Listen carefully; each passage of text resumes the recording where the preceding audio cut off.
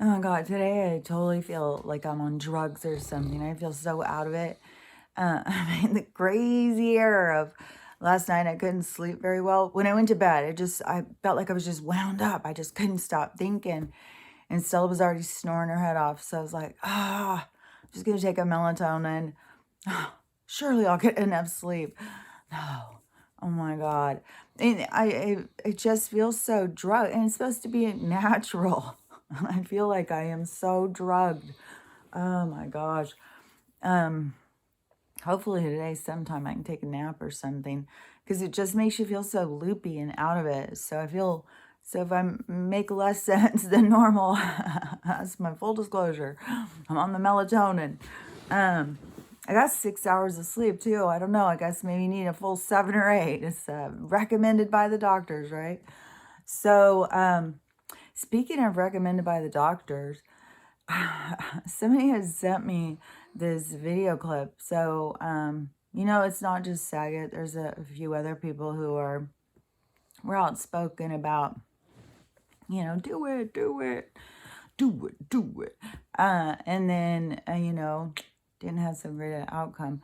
And so there was a comedian, I think, or something that went on stage and started bragging about it. All of, how many, tallying it up. Virtue signaling the world. And fell freaking flat on her face and got a skull fracture, dude. And had to go to the hospital. And so she went on Dr. Drew. This is the clip I saw. Because I don't know who this lady is. And I don't even know her name. I'm sure you can look it up though. Dr. Drew, so she was asking him, and he was telling like he has a friend who did theirs and he can't walk. And so he was like, I don't know if it's that. I don't know. He's just, I don't know. I'm not saying don't do it. I'm not saying don't do it. My God. Yeah. Well, I'm not sure. Maybe if we check with about another 100 people and see how many will live, then we'll know for sure. Yeah. Let's just, how many people? Fucking experiment. I'm not part of it. I'm not being in your. I mean, we're all lab rats, but we don't have to participate eagerly. And yeah, I don't know. Some of these people are just all about it.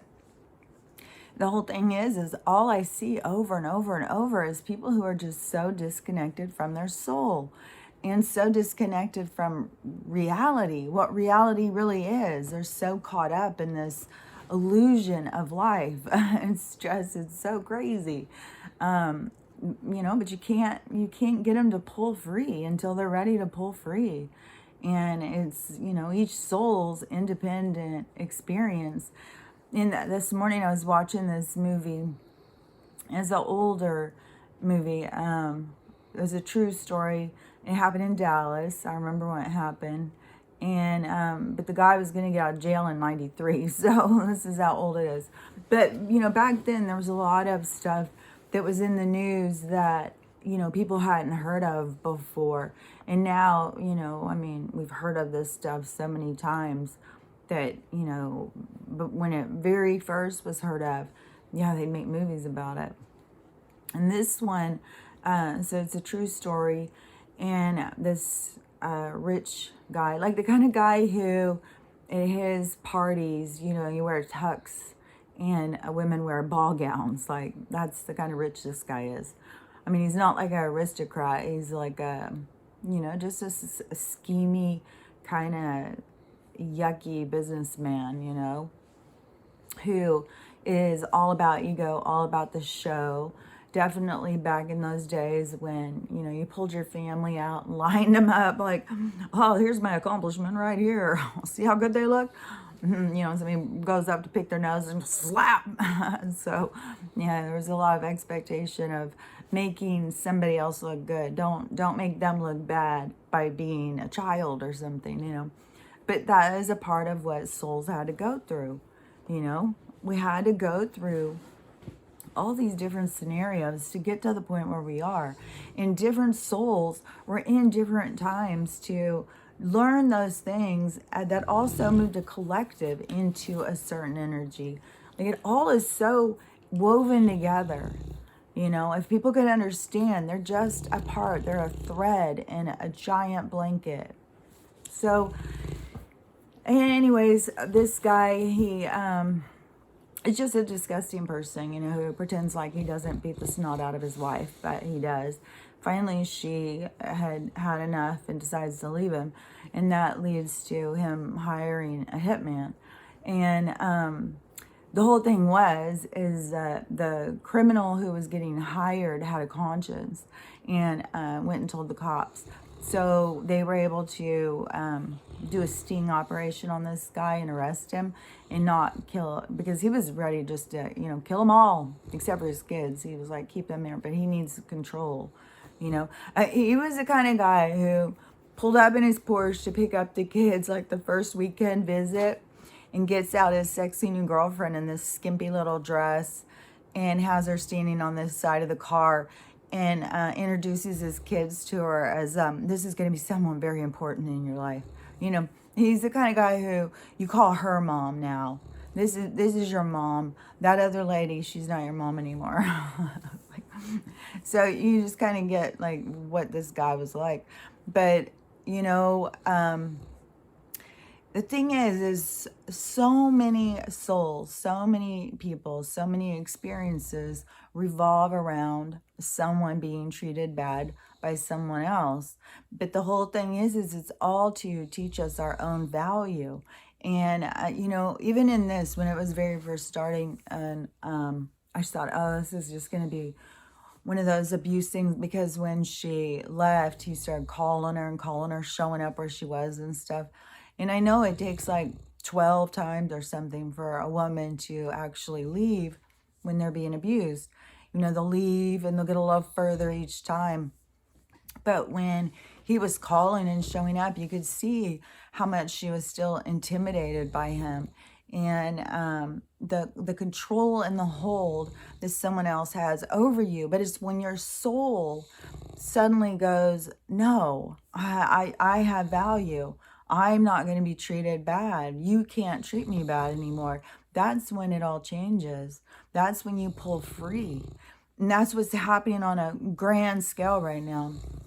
Also, yesterday, I saw that this was a sad one.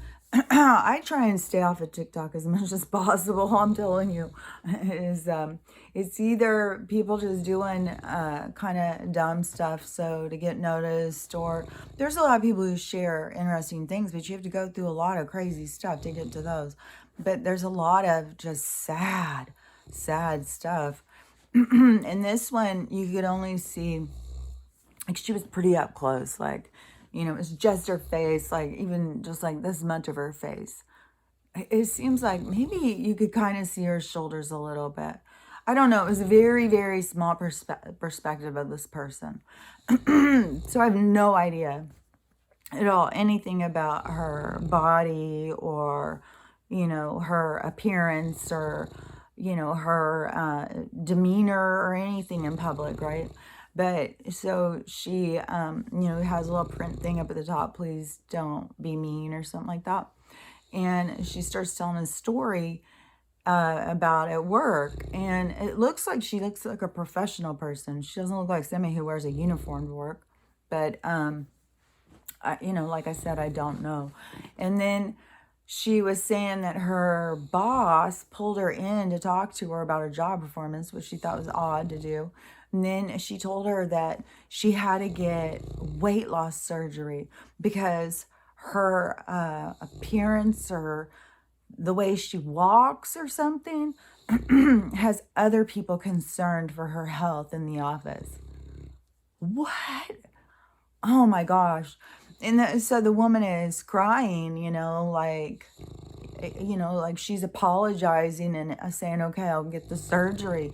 And then apologizing for her weight and stuff like that. Like she owes them something. And, you know, she's just crying. Like she doesn't even know what to do.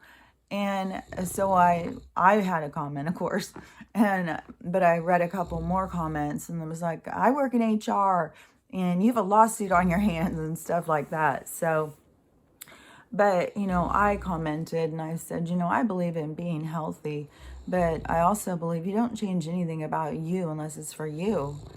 And you don't stay somewhere where you're not appreciated. So, that's the thing is like there's just so many people like willing to accept abuse like they deserve it somehow. I mean, I was one of those people. I know where they're coming from. I get it. So yeah, I feel, really bad for her, but that is just such an important thing that people really need to, and I've talked about this for so long. Don't go into relationships trying to please other people and stuff. But so many people think if they can make someone else happy, that means they're okay. So if, it just is creating all those dysfunctional, toxic relationships. And, people feeling like they need to change themselves, but it's to change themselves for somebody else. You shouldn't be changing yourself unless it's for you. If you're driven to change yourself, if you're driven to, get more control over your health or your weight or whatever, like I said, I don't know if, she's shuffling and, panting to try and get from her desk to the bathroom. I have no idea if people are like really concerned, like scared, like she's going to drop dead in the hall. I don't know, but still, however her boss wanted to approach it, which, maybe the boss just didn't even know what to do. Maybe people are really, scared to death this woman's going to drop dead. Maybe she's very dramatic. I don't know. But, no matter what the situation, if that happened, and she was approached and when she was like, hey, people are concerned for your health, you really should start taking it more serious because people are scared you're going to drop dead at work. And then maybe she just went to the airwaves to cry and be a victim and get her feelings hurt, or whatever. Like, there's no way that we can know much about a story that is like a, 10-second monologue about one person's perspective of an experience. But the whole thing is like if that were to happen, depending on your relationship with your boss, depending on your relationship with your coworkers, like, and what the whole conversation entailed, would determine to me, like, if this was a place I'd want to continue to work. And then, if to me, it would probably be a motivator, like, man, if I'm scaring people, like, they think I'm gonna drop dead, I'm probably, I need to start really focusing on my health. But I wouldn't do it for them. I would be doing it for me. So, and then I think there's some people who would fight against it and be like, no, I'm not going to do that. They're trying to make me do that, and get a lawyer and sue and stuff like that. And not even consider their own, benefits. And then, 2 months after they get the money, they drop dead. So, we can't, there's no way to judge other people or be able to decide what someone else should do in any scenario. And really, I see people all the time opening up their lives in a way like I'm not coming on here asking anyone for advice, asking anyone like, what do you think of me? What do you think of my age? What do you think of my attitude? All that stuff. There's people doing that all day long, asking for others to identify them. And I just see it as such a setup to pain. Like these women who put these things up, how old do you think I am? And then people guess. It's like, why would you do that? I don't understand. Are you trying to hope to feel good? Or are you, like, it just doesn't make any sense to me, some of this stuff that people do. And I'm not saying that they're wrong, because each soul is on their own path of understanding, and every soul is on this path towards enlightenment, whatever that is. Not everyone's going to be reaching the same, just like not everybody's starting from the same point. Not everybody's going to be reaching the same point. It's all a spectrum. It's all variable. Every soul has its own journey through this period of time. And, as the souls, when I look at this stuff with the abuse thing, right? And you think like, well, why would a soul come in and do that? Well, when you have more than one soul, I mean, that's got a lot of souls involved. You got kids, you got parents, you got everyone having an experience about what's going on here. And everybody gets to play a part so they understand it on a deep level. It's not just like, oh, I saw a movie about it and this is what happened. It is, they go through the experience, because there is so much of this like, oh, well, I wouldn't do that. Oh, you shouldn't do that. Well, you stop doing that after you've lived some lives and you've gone through a lot of experiences, because you see, like, you don't know what you will do until you're in the situation. Like, even, I was seeing so many of these movies, like these integral movies that change laws and stuff like that, that happened during when I was younger. And to me, is I see, these souls coming in to have these different experiences and to go through these different scenarios because of what it is that they can learn from one another. Because you're always learning compassion and empathy, even if you're playing the bad guy. Even if it is, like in this case, the guy just seems like a heartless, complete, like, asshole the whole time. Like, he doesn't give a shit. He'd stomp on his own mom's grave to, reach a nickel. He was just kind of one of those people that just kind of cringy. Like, you don't want to hang out with him or be his friend. Like, the only thing you can get is girls wearing sexy dresses. That's about it for that guy. And, and that is all a temporary thing. Either he would discard them or, they'd wise up and take off running. Because it wasn't long. I mean, it wouldn't be long before that girl's getting the same smackdown as the wife, right? And how many of these girls have been, standing on the sidelines waiting for these guys, these rich guys, when they dump their wives and run to them. And there's all these young girls just waiting for open arms, not even thinking, like, what kind of guy is this? What kind of character does he even have? Like, he has no integrity. And I've always had this thing where, women will get really offended about, oh, my husband left me for someone much younger. It's like, ooh, right there. No, I'd be a lot more threatened if my husband left me for a sophisticated woman who, had her shit together and stuff. He leaves me for somebody who is really young. That shows what kind of person he is. He's somebody who needs control. He needs somebody who hasn't developed fully so that he can master them, And then to me, it's like, oh, God, thank you. I can get away from that because it gives you clear vision. But there's been so many women who take it like, oh, I'm not good enough. He wants a younger version and stuff like that.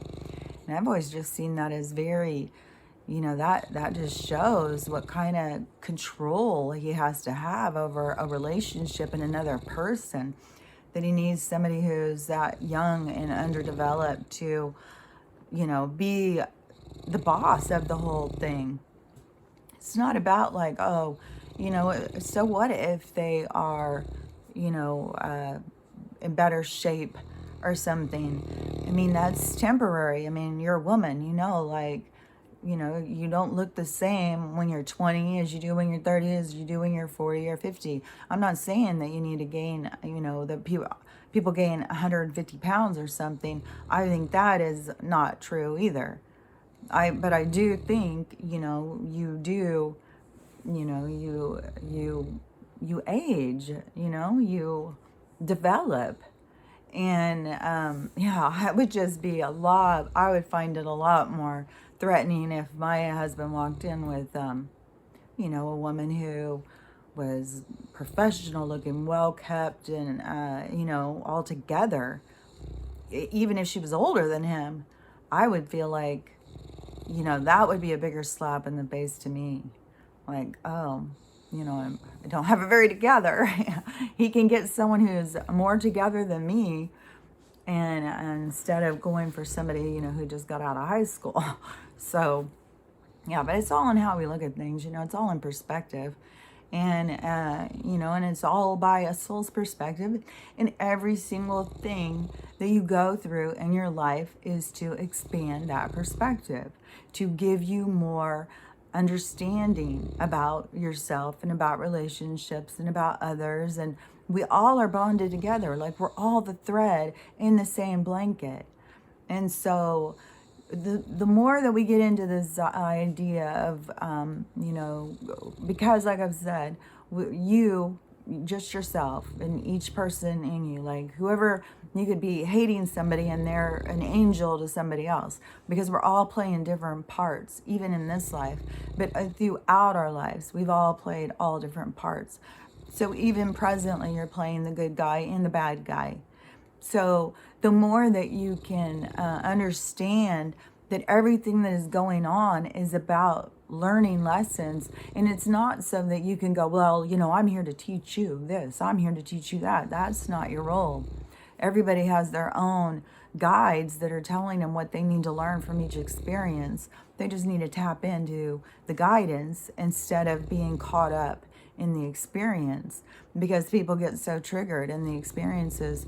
Just like, so the you'd have to go back a ways when I was talking about when that cop had to come out here because those wackadoos across the street who are not constantly, but if they interact with me, they're threatening. Like the husband comes out and he's gonna kick my ass, and then the wife bounces out to have his back, because they're just that kind of people that don't know what to do, and they don't have problem solving skills, is how I would take it, and they're emotionally charged, and I'm pretty sure, I know who they voted for, and I know that they probably think he's doing a good job, and nobody better say different.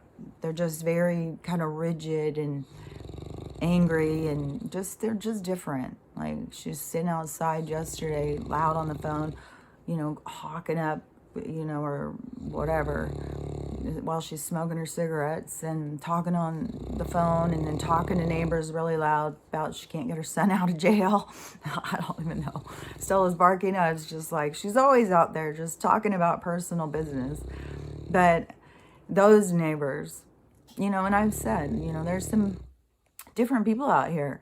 There's people out here, that were trying to get away from the city a while ago, or whether they couldn't afford it or whatever the deal is.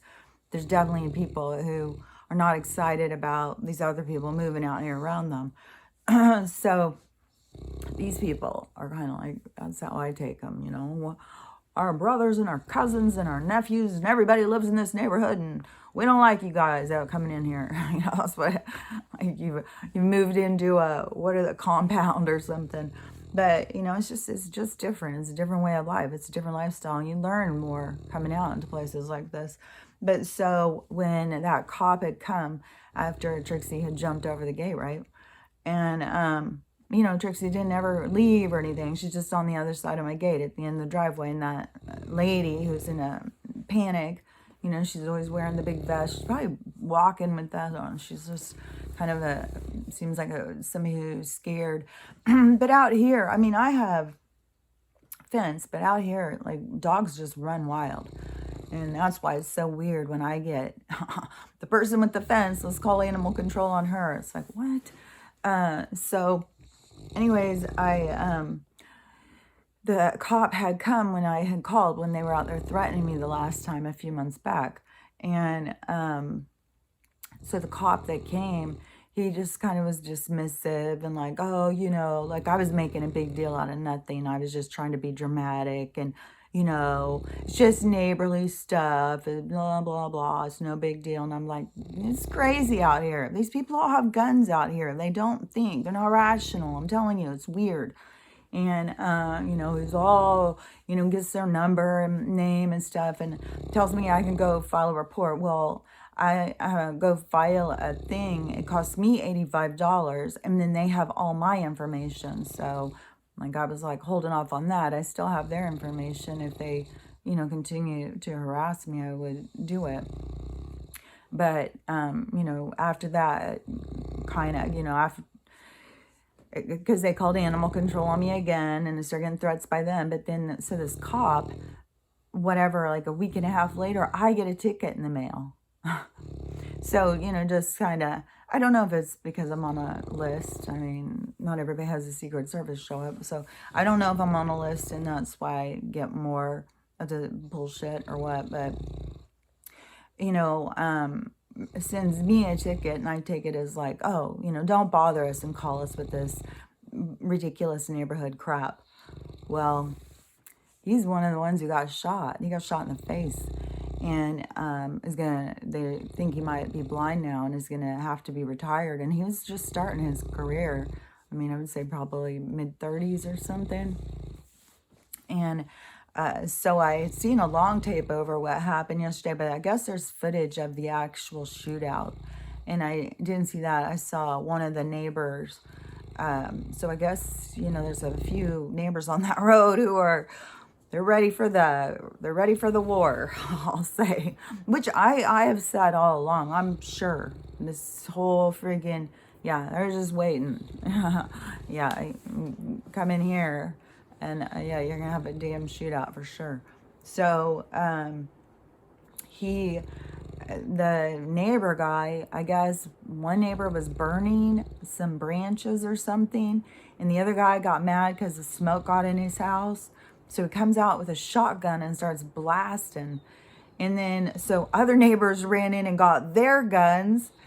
So it wasn't the neighbor he was blasting that was blasting him back. It was the other neighbors that were trying to take him down because he's blasting. So apparently the cops came and he shot both of them. And he's just blasting all over the thing. He wasn't shooting, because they said if he was certain kind of bullets he was shooting, everybody would be dead. But he was shooting something else in this shotgun. I don't know, remember what they called it, like buckshot or something? I don't know. But it does something different. Kind of like, I don't know, it spreads all over you or something.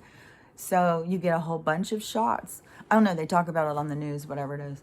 But, so those guys come out when they're out there shooting. Somebody called the cops, and so those guys came. The ones who come out to try and problem solve. And he already was like, "Oh, neighborhood disputes." So he just, I don't know, because it happened in the driveway. They got out of their car and just were walking up and getting blasted in the driveway. So I was just, after somebody told me that yesterday, I was like, ooh, bet he has a little bit different opinion over that. Me calling him out that day now. Look at, he had to learn the hard way. I mean, it sucks. He could have listened to me. I told you. These people out here are wacky. It's a wild west out here. And, yeah, everybody, I had seen it on Nextdoor when I first moved in. It was like, people go into the thing like, oh, yeah, somebody's in my neighborhood. Somebody's up in my yard. And all the people are just like, get your gun and blast them. Like, what? Oh, hell. Where the hell am I? So, yeah, I was like, man, I bet that guy got a different, who knows what he's thinking about. He's probably thinking about, like, what am I going to do to take care of my family now? And I'm going to be blind. But, I know the med beds are coming and, all the physical ailments we got going. All we got to do is get to that time when they start wheeling those med beds out. And then as long as you are, working on you and you are working on, because it's all based on something with quantum and vibration. So, like, you couldn't go in as a low vibration and think it's going to fix everything. You have to be in a place where you are working and, like, in sync, and, you're harmonious with it. Pretty sure.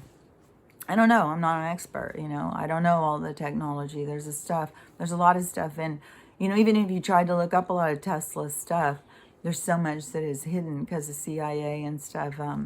Because he, he was tapped in. He was bringing information to help us. And they don't like that. So, they will do whatever they can to keep that information from us.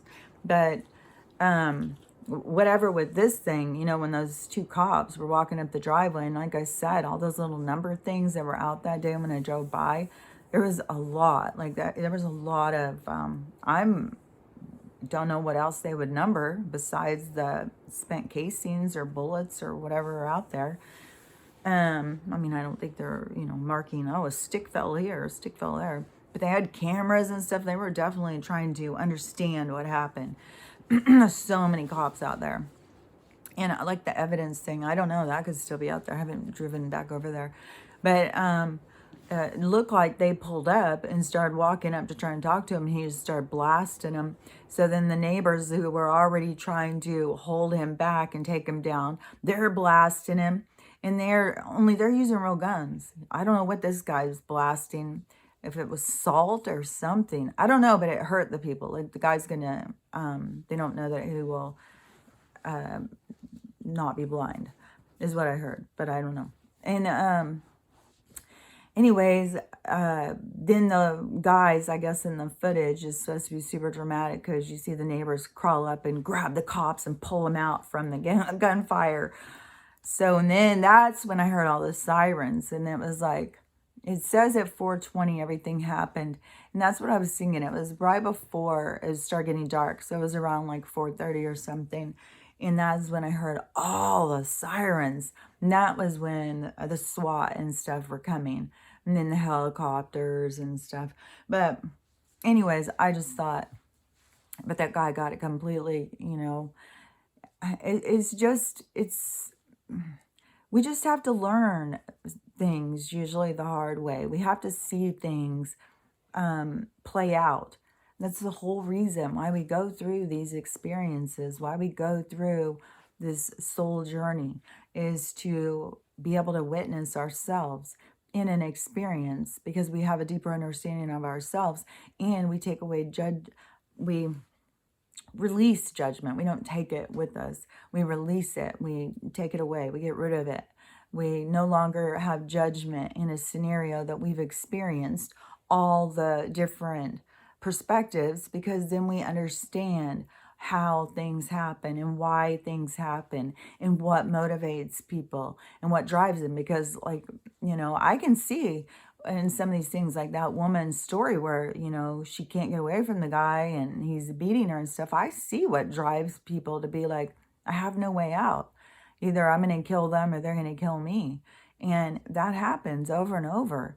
And, when you get to that point, in the soul, it's like a stagnation. When you get to that point of you don't know what else to do but to kill the person, then, that's how these repetitive, I'll kill you, you kill me lives go back and forth, because it's unresolved. It's stuff that doesn't get resolved.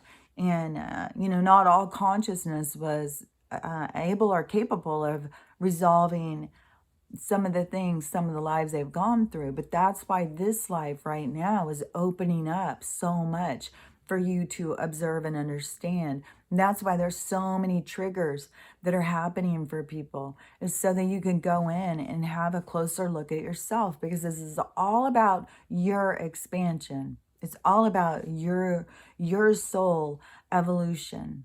And so that is what I say needs to be what you're focused on. And it's so close together, because it feels like you can see what other people can't see. So you can see like, oh, this person's doing this. Well, if they stop doing this, then that would go this way, right? But they haven't seen it. They have to see it. So even in a scenario when you can see what they're doing, you don't want to focus on what they're doing. You want to pull it back to self and try and look at it like, why am I being bothered? What is triggering me? How do I get down to the nitty gritty on myself? Because that is where you get a release. You're not going to release shit if you go in and, you focus on help and fix them. You're just starting fights with them. And you're not helping yourself at all. So you need to put that time and energy into self. And whatever it is, that you need to work on you about is what you need to focus on. And, the whole thing is you fixing you for you.